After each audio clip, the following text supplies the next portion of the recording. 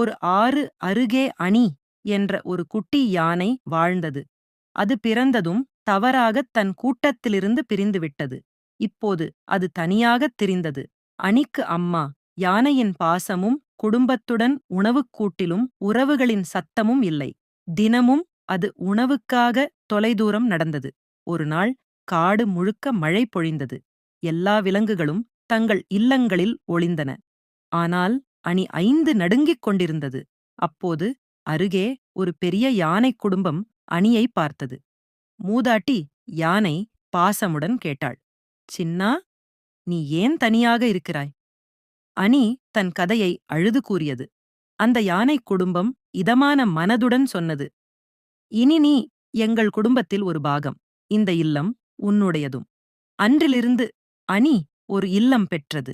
அது பாதுகாப்பாகவும் பாசமுடனும் மகிழ்ச்சியோடும் வாழத் தொடங்கியது. ஒரு இல்லம் என்பது வெறும் இடமல்ல, அது பாதுகாப்பும் அன்பும் அமைதியும் தரும் ஒரு வாழ்விடம்.